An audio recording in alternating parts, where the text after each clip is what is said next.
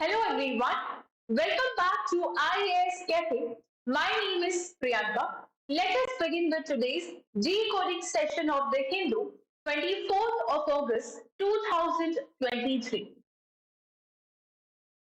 From today's newspaper, we will be covering these four important discussions. The number one is about the India lights up the dark side of the moon. Yesterday, we all have seen the landing of this light. And we all, being the citizen of India, are proud for this moment, what ISRO has done. So we will be discussing in detail about it, the Chandrayaan mission. Then second is about the social security to all of its workforce. Third is about the UK-India relationship. And fourth is about the artificial intelligence. In today's discussion, our focus will not be on that is the features of artificial intelligence, right? Because we had done in the previous videos. But today we will be discussing that is it ethical or moral the use of artificial intelligence. We all are aware about the advantages of artificial intelligence, the disadvantages of artificial intelligence. But after, okay, let's suppose the artificial intelligence is giving more advantages than disadvantages, but is it ethical or moral to use artificial intelligence? This is what the discussion is all about in today's newspaper. Okay. Now, so before we begin our discussion, please do subscribe our channel, that is IAS Cafe, and like and share to as many students as possible so that we could reach to the students, we could make your UPSC journey very easy, right? Now, coming to the main discussion is about the Chandrayaan-3 mission. आप सभी लोगों ने कल live देखा होगा कि जो Chandrayaan 3 mission है, इस मिशन ने एक बहुत ही सक्सेसफुल मिशन रहा है। ये सॉफ्ट लैंडिंग करी है इसने मून की सरफेस के ऊपर, और ये पूरे वर्ल्ड में India has become the first country to do it. Literally, it was a moment of the proud heads off to ISRO. It just gave the goosebumps when we saw the video. I hope आप सभी लोगों ने देखा होगा. ISRO is doing amazing. ISRO has done a very beautiful job. Now, what is this the Chandrayaan 3? देखो, हर एक country जो है मून की सरफेस के ऊपर जाना चाहती है और वहां पे एक्सप्लोर करना चाहती है the resources, the minerals and many other things, right? So similarly, India is also trying to do the same thing. So related to the moon is known as your lunar mission. ठीक है, जब भी कोई moon की surface पे जाके उस surface को अगर एक्सप्लोर करना चाहता है, so that is known as the lunar mission. और ये इंडिया का तीसरा लूनर मिशन था, दैट इज चंद्रयान 3. इससे पहले हमने चंद्रयान 1 किया है, चंद्रयान 2 और चंद्रयान 3 किया है. ठीक है, and it was the second attempt at achieving a soft landing on the moon's surface. Now, जो हमारे 3 मिशन है उसमें जो चंद्रयान 2 था उसमें भी हमने कोशिश करी कि जो आपके पास ये मून की जो सरफेस है वहां पर सॉफ्ट लैंडिंग करवा सके. ठीक है, हमारा जो भी मिशन होगा, जो भी हम वहां पे भेज रहे हैं, the space craft and all, that is the lander, the rover, right, उनका जो एक सॉफ्ट लैंडिंग जो है मून की सरफेस पे हो सके. और ये हमारा दूसरा अटेम्प्ट है चंद्रयान 3 में, जो कि सक्सेसफुल रहा है कि मून की जो सरफेस है वहां पे हमने इसकी सॉफ्ट लैंडिंग करवाई है. अगर किसी को टेक्निकल टर्म समझ नहीं आ रहे कि लैंडर क्या है, रोवर क्या है, what is this spacecraft, then please do write down in the comment section. हम एक तरह से एक सेपरेट वीडियो बना सकते हैं जिसमें हम ये डिस्कस कर सकते हैं कि पूरा एक जो लॉन्च होता है, रॉकेट कैसे लॉन्च होता है, what is the lander, what is the rover, किस तरह वो ऑर्बिट में सर्कुलेट करता है. तो जो साइंस एंड टेक्नोलॉजी का जो स्टैटिक पोर्शन है, जो टेक्निकल पार्ट है, वो हम सेपरेटली इसमें कर सकते हैं. हमारा आज का डिस्कशन सिर्फ इसके ऊपर होगा दैट ये जो सक्सेसफुल रहा है, why is it important and how it will help us. Okay, तो द मिशन टूक of from the Satish Dhawan space centre, जो कि कहां पे है, श्रीहरिकोटा, 14 जुलाई को 2:35 PM पे ये मिशन जो है लॉन्च हुआ था. और कल आप सभी ने देखा कि ये सक्सेसफुल रहा है. इसकी जो सॉफ्ट लैंडिंग है वो वहां पे हो गई। Now it consists of indigenous lander module, the propulsion module and a rover. तो इसमें क्या है, आपके पास दो मॉड्यूल्स है जिसमें कि एक लैंडर मॉड्यूल है, एक प्रपल्शन मॉड्यूल है और इसमें एक रोवर है। और इसका ऑब्जेक्टिव क्या है कि वहां जाके developing and demonstrating the new technologies जो कि आज के टाइम पे जो प्लेनेटरी मिशन है, इंटरप्लेनेटरी मिशन है, उसमें हमारे पास काम आने वाले। तो ये जो चंद्रयान 3 का जो मिशन है which is led by India, which is highly successful in India, right? इसकी तीन ऑब्जेक्टिव है, right? What were the three objectives with respect to Chandrayaan 3? The number one is to demonstrate the soft landing on the lunar surface. For example, this is your moon. तो पहला objective क्या था इस mission का, इस moon का जो surface है वहां पे सॉफ्ट लैंडिंग हो सके, right? So it will lead to the soft landing on it. And secondly, to demonstrate the rover roving on the moon. आपके पास जब ये सॉफ्ट लैंडिंग कर लेगा तो जो मून है उसके चारों तरफ जो रोवर है वो यहाँ पे घूमेगा। और थर्ड इसका ऑब्जेक्टिव होगा इन सिटू साइंटिफिक एक्सपेरिमेंट्स, यानी इन सिटू का मतलब इसी सरफेस के ऊपर जो साइंटिफिक एक्सपेरिमेंट्स है वो करे जाएंगे। Here, so there are three objectives of Chandrayaan 3. I reiterate. The number one is about to demonstrate the safe and soft landing on the lunar surface, जो कि Chandrayaan 2 में नहीं हो पाई थी. It was kind of a failure, half failure. Second objective is about to demonstrate the rover roving on the moon, and third to conduct in situ scientific experiments. Now, achievements when we talk about, तो कल ही हमने देखा कि ये जो mission है एक तरह से सक्सेसफुल रहा है, सॉफ्ट लैंडिंग इसमें हो गई है। So with the lander accomplishing a soft landing on the moon's south pole, ये साउथ पोल को आप अभी अंडरलाइन कर लीजिए, इसको हम समझेंगे कि ये क्या है। India becomes the only country to have ever done so. देखो जिस तरह से अर्थ में हमने डिवाइड कर रखा है उसी तरह से ये मून है, मून में हम इक्वेटर मान सकते हैं, जो पोलर एरिया है उनको मान सकते हैं। तो हमारा ये जो मिशन है ये मून का जो साउथ पोल है उसको एक्सप्लोर करने के लिए हुआ है। चंद्रयान 2 भी साउथ पोल के लिए था, चंद्रयान 3 जो ये मिशन है वो भी साउथ पोल के लिए है। अब ये क्यों इंपॉर्टेंट है हम नेक्स्ट स्लाइड में भी देखने वाले हैं, ठीक है।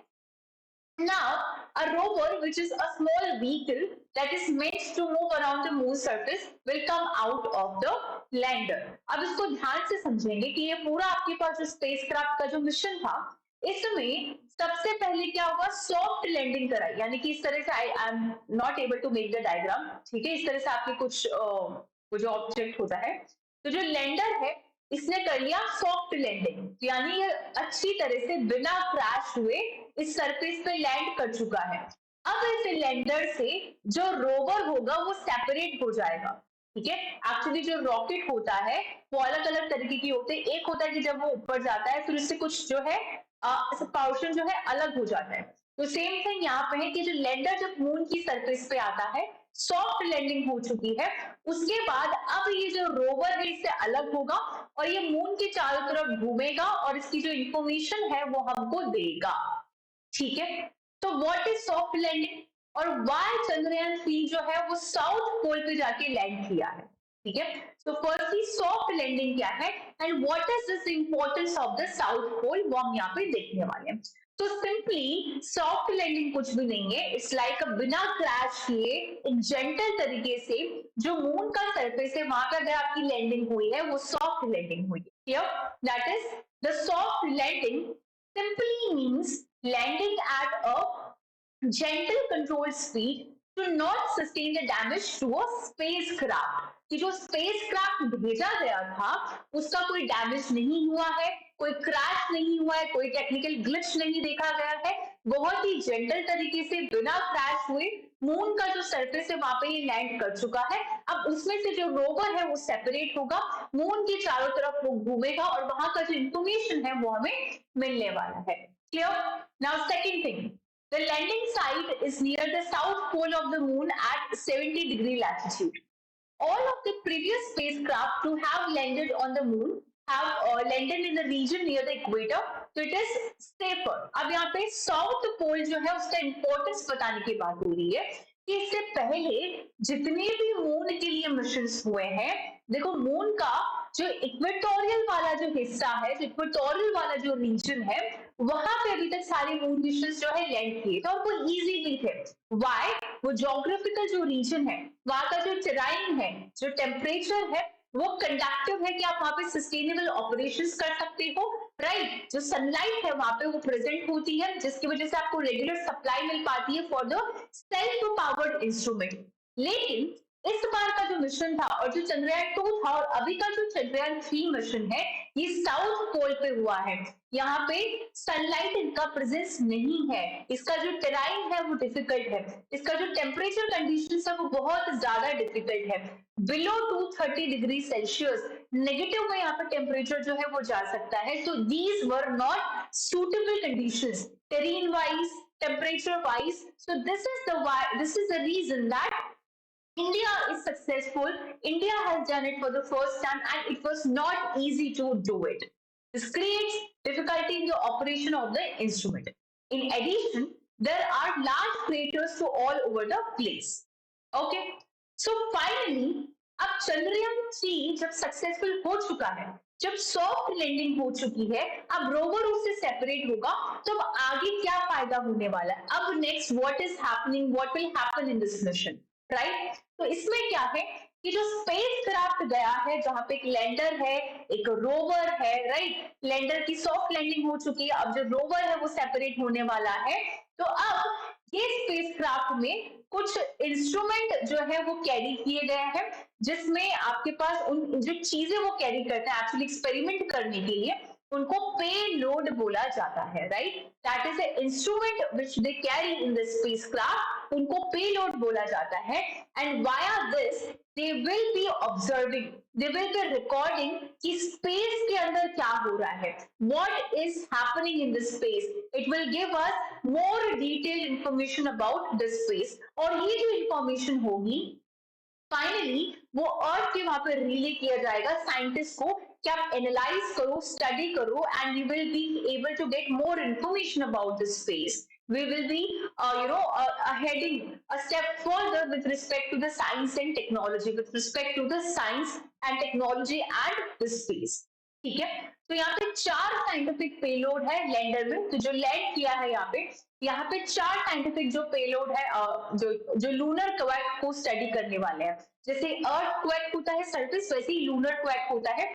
थर्मल प्रॉपर्टीज जो है लूनर सरफेस की वो क्या है, यानी कि जो लूनर सरफेस है वहां पे टेम्परेचर रिलेटेड जो थर्मल प्रॉपर्टीज है वो क्या है, changes in the plasma near the surface. तो बेसिकली सरफेस के चारों तरफ जो प्लाज्मा है उसमें जो चेंजेस है वो क्या है, and a passive experiment to help accurately measure the distance between the earth and the moon. And fourth जो पेलोड है वो नासा से आया है। ठीक है, अब यहाँ पे 2 पेलोड रोवर के ऊपर है विच आर डिजाइंड स्पेसिफिकली। अब रोवर क्या है, सेम हमने बोला ये लैंडर है, ये रोवर है, ये सेपरेट होगा और वहां पे इंफॉर्मेशन निकालेगा। तो जो 2 पेलोड है वो आपके पास रोवर जो है उसके ऊपर होगा। ये केमिकल और जो मिनरल कंपोजिशन है लूनर सरफेस की उसकी स्टडी करेंगी, और एग्जैक्टली वहां पे क्या क्या एलिमेंट्स है, किन किन एलिमेंट्स से वहां पे चीजें बनी है, जो कंपोजिशन है वो यहाँ पे हम देखेंगे, जैसे कि मैग्नीशियम है, एल्यूमिनियम है, आयरन है, and many other things. Clear? So this is all about what is the soft landing, what is the South Pole, and why is it important, and what's next would be happening in this. Correct? Now coming to the second topic, which is about the social security to all of its workforce. Okay. Gig workers, labour force, work force काफी time से news में है। आज का जो editorial है वो इनकी सोशल सिक्योरिटी पे। तो सोशल सिक्योरिटी से आप क्या समझते हो, जब आप कहीं जॉब करते हो तो आपका रिटायरमेंट प्लान होता है कि आपको पेंशन मिलेगा, आपको जो प्रोविडेंट जो फंड है वो मिलेगा, हेल्थ केयर मिलेगा, जो डिसेबिलिटी इंश्योरेंसेस है ये सब मिलेगा। लेकिन यहाँ पे राइटर कह रहे हैं कि जो एक रिपोर्ट है पीरियोडिक लेबर फोर्स जो सर्वे होता है, जो हर साल अपनी रिपोर्ट निकालता है, तो 2021 और 22 की रिपोर्ट की अगर बात करें तो कम से कम 53% सैलरीड वर्कफोर्स ऐसे हैं जिनको सोशल सिक्योरिटी के जो बेनिफिट्स है वो नहीं मिलते हैं।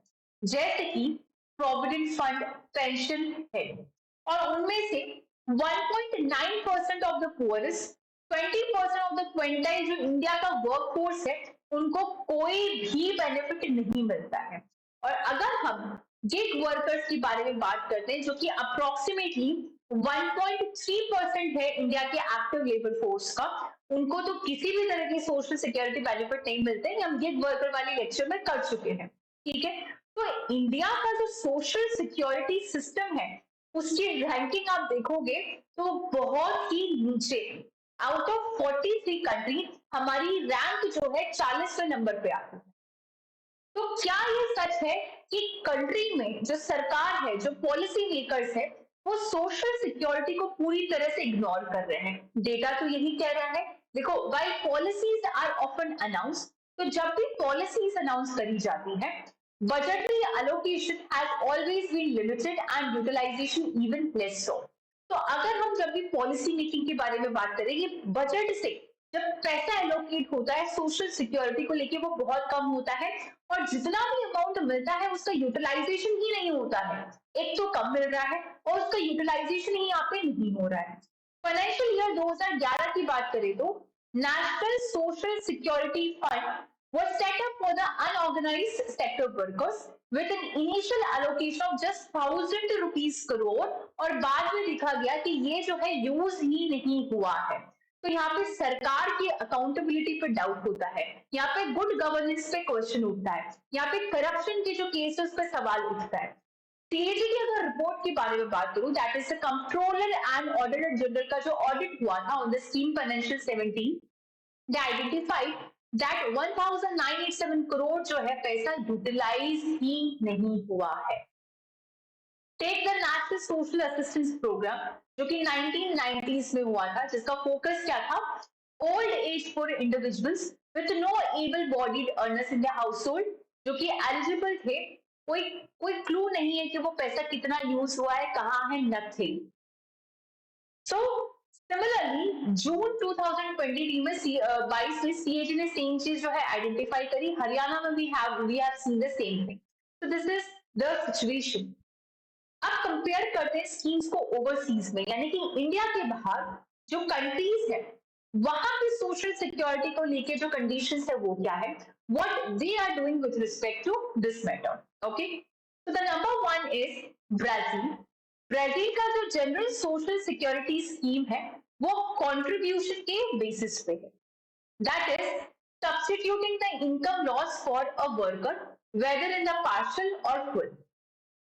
दिस कवर्स एनी सिचुएशन, चाहे वो एक्सीडेंट की वजह से हो, डिसेबिलिटी की वजह से हो, या फिर आपकी डेथ हो गई हो, worker from working, illness, medical treatment, lead to the time away from work, anything, everything is covered in their good practices in the social security. अगर आपको जेल हुआ उसकी वजह से भी आपके वर्क पे इफेक्ट कर रहा है, तो उसके लिए भी आपकी सीन है, that is I mean the provision said that is even the income loss that occurs due to the worker being imprisoned is covered by the low income insured. Unemployment insurance is paid from the workers support fund, and healthcare is covered through the unified health system. So the constitution itself has established that if there is a lack of fund, the national treasury will step in. Social security benefit can be availed of with a simple phone call or visit to a bank. So approximately 91%, ये तो India का, Brazil का case है, आप India की बात करते हैं तो कम से कम 91% इंडिया का जो वर्क फोर्स है वो इनफॉर्मल सेक्टर में काम कर रहा है। It's horrifying. और फॉर्मल सेक्टर में जो सैलरीड वर्क फोर्स है उनको कोई बेनिफिट्स नहीं मिल रहा है, जो डेटा हमने देखा 53%। यहाँ पे जो इनफॉर्मल सेक्टर है सोशल सिक्योरिटी उनको नहीं मिल रही है। और यही अगर इनफॉर्मल सेक्टर में जो लोग काम कर रहे हैं, जो आज की डेट में वर्किंग एज में है, 20 साल बाद, 10 साल बाद, जो 2 डिकेड बाद ये बुढ़ापे वाली एज में आ जाएंगे, एजिंग सोसाइटी में आ जाएंगे, जहां पे उनके पास जो सेविंग है वो बहुत ही लिमिटेड होगी, तो उनके पास कोई सोशल प्रोटेक्शन जो है वो नहीं है। ठीक है, so while the Code on the Social Security 2020, it merged existing social security legislation, it dealt fundamentally with the formal enterprises and did not cover the informal one. Steps for the India to take. अब यहाँ पे इस problem का solution जो है India को क्या करना चाहिए, ये राइटर जो है कंक्लूड करने की यहाँ पे कोशिश कर रहे हैं। सबसे पहले यहाँ पे है कुछ ऐसे सोशल सिक्योरिटी मेजर्स लेके आओ जो फिजिकली और एडमिनिस्ट्रेटिवली फीजिबल हो, यानी कि पैसे के तौर पे और सरकार चलाने के तौर पे, एडमिनिस्ट्रेशन के तौर पर, रेवेन्यू के तौर पे it is feasible.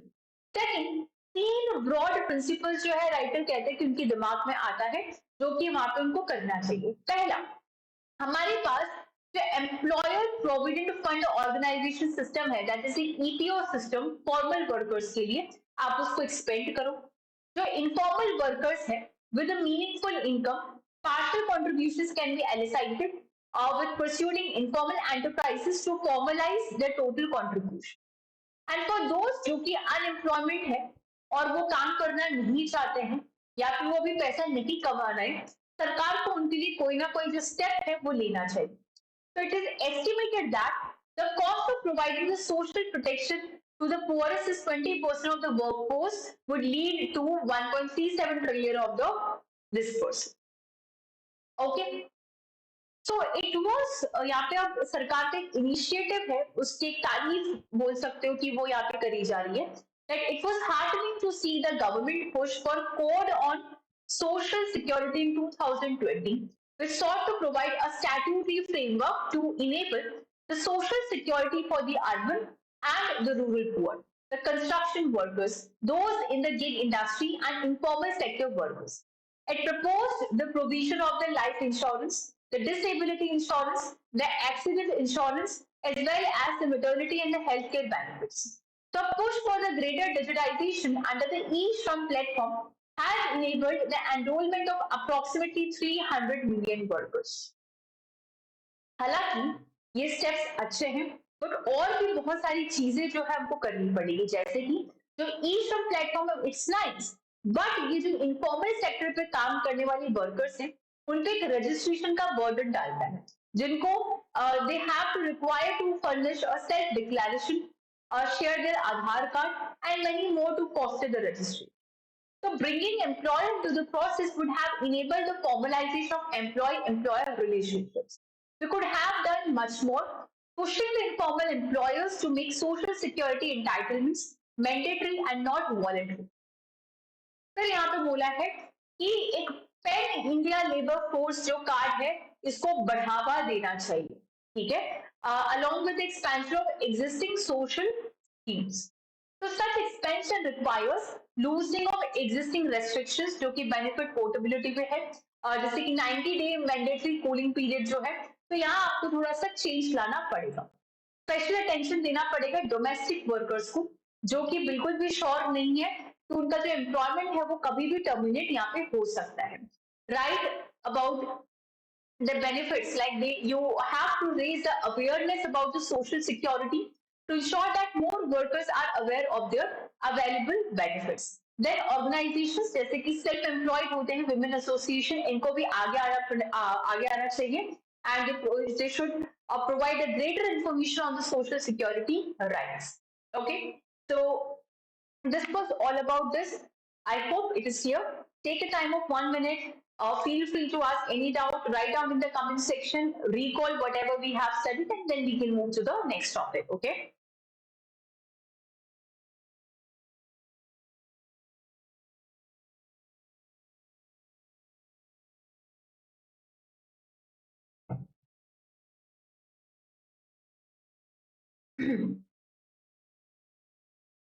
UK-India relationship is alive with the opportunity. UK सोच के देखो, ब्रिटिशर्स इंडिया पे राज किया था, colonialism, fights, wars, धोखा, right, then we got independence, और अब यहाँ पे बहुत ही अच्छा दोनों कंट्रीज के बीच में ट्रेड चल रहा है।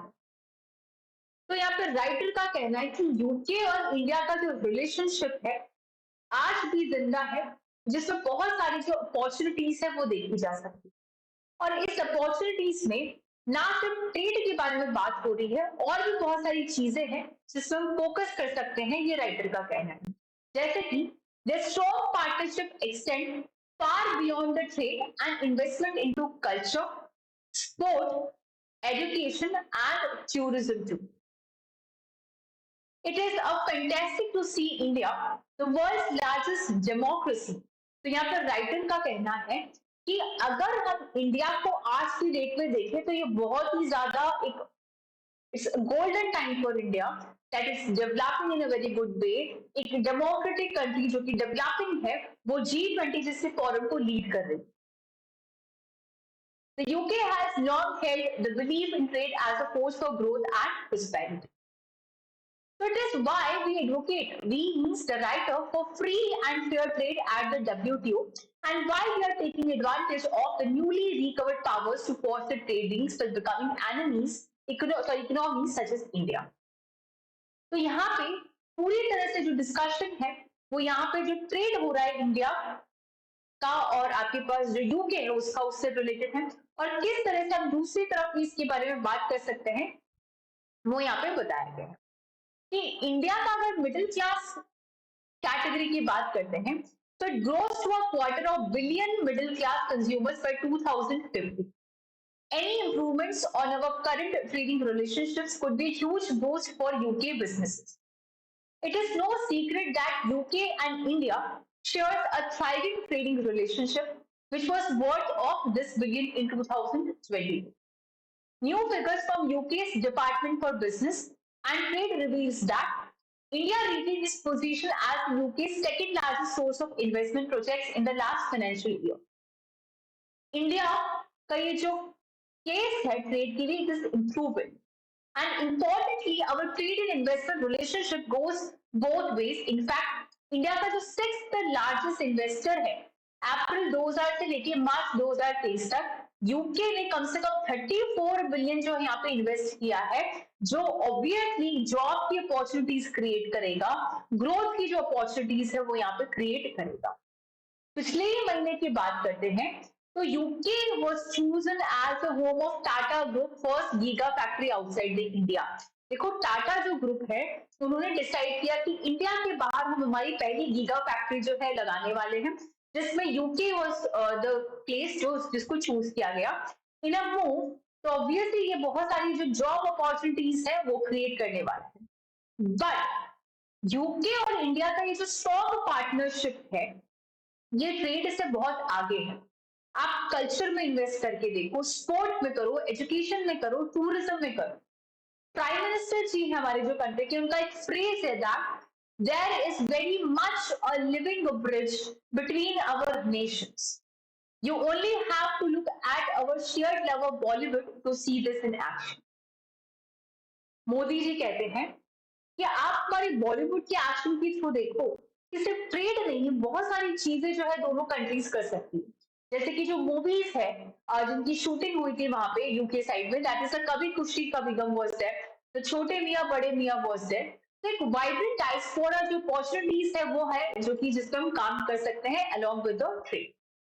This was a kind of a small editorial जिसमें डाइवर्स ओपिनियन देने की जो है बात हो रही. Now coming to the last topic, it is about the artificial intelligence. देखो ये टॉपिक में हम आज आर्टिफिशियल इंटेलिजेंस का डिटेल नहीं पढ़ने वाले कि ये क्या है क्यों है, ये हम कर चुके हैं. आज का जो मुद्दा है कि क्या आर्टिफिशियल इंटेलिजेंस को यूज करना एथिकल है या फिर मॉरल है.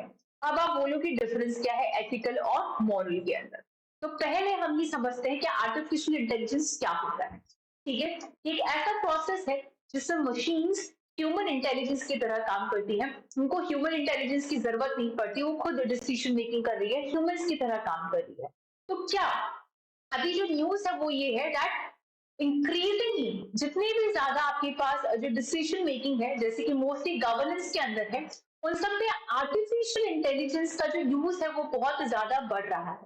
बहुत सारी कंट्रीज जो है आर्टिफिशियल इंटेलिजेंस के रेगुलेशंस को इंट्रोड्यूस कर रहे हैं. Government agencies and policymakers are leveraging the AI powered tools to analyze the complex patterns, forecast the future scenarios, and provide more informed recommendations.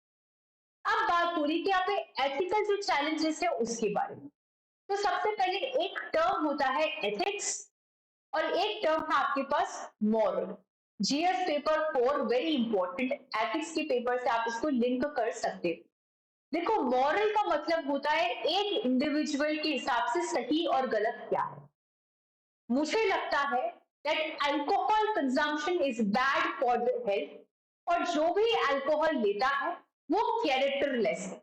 ये मेरा पर्सनल ओपिनियन हो सकता है, ये एग्जाम्पल मैं आपको दे दूं। तो ये मेरे लिए एक मॉरल, अगर कोई मेरे मेरे सामने अगर दारू पी रहा है तो मेरे अकॉर्डिंग वो इमोरल हो सकता है, उसकी मोरालिटी में गड़बड़ हो सकती है। क्लियर? अगर मेरा ओपिनियन है, it's a personal opinion, if this is my opinion that जो भी रात को घर से बाहर काम करने जाता होगा तो वो कोई सीरियस काम नहीं कर रहा है, कोई फालतू का काम कर रहा है, राइट? तो ये मेरा पर्सनल ओपिनियन है। तो एक पर्सनल इंडिविजुअल के हिसाब से जो सही और गलत होता है वो आपके पास मॉरल होगा। लेकिन एथिक्स में क्या होता है, ग्रुप ऑफ पीपल या सोसाइटी जो है वो डिसाइड करती है कि सही और जो गलत है वो क्या है।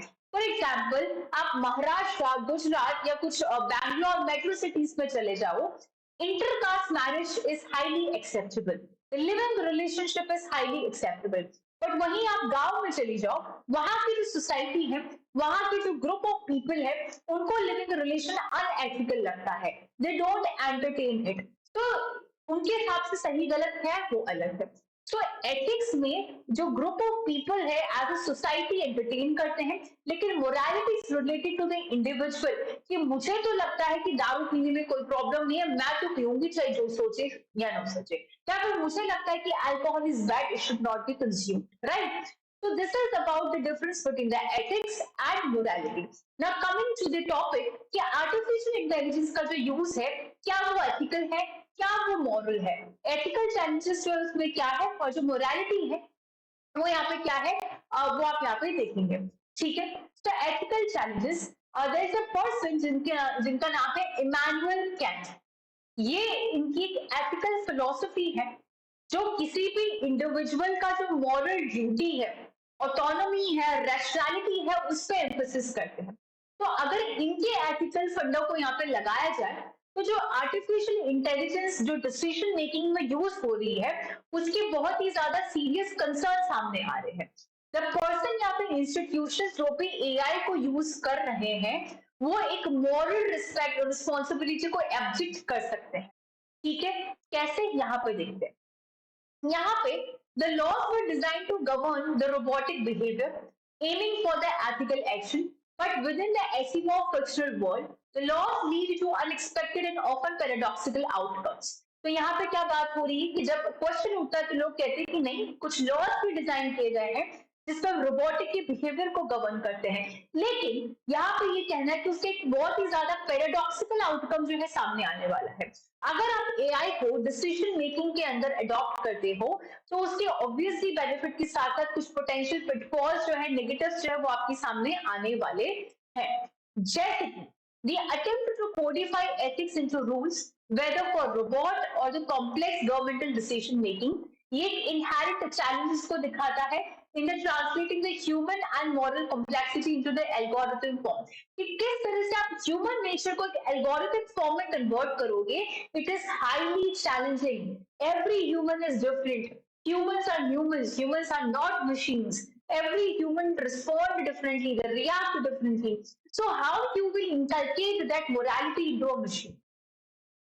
So despite this, AI would be used in the governance decision, इसको आप ठुकरा नहीं सकते, it is inevitable kind of a thing. बहुत सारे कंट्रीज में ये यूज भी हो रहा है।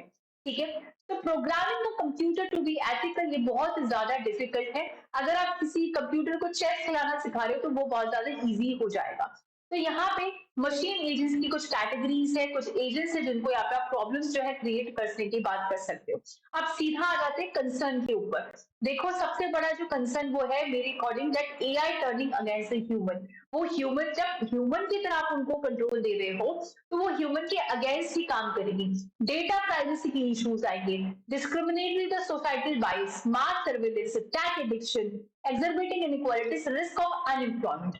चैट जीपीटी बहुत ही टाइम से डिस्कशन हो रहा है, इसके बहुत जोरों तोरों से है कि it is leading to the job loss in the country, कि जब से चैट जीपीटी आ रहा है पूरी तरह से जो नौकरियां है वो खत्म हो जाएगी। ठीक है? So I request all of you to write down a question that is critically examine, you can write down a question that critically examine the use of AI, particularly the chat GPT in India. What are the steps to regulate its use?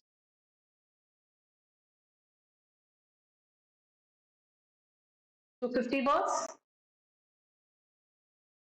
15 marks. Okay, so that's it for today. I hope the topics are absolutely clear. Please do subscribe our channel, IS Cafe. Thank you so much.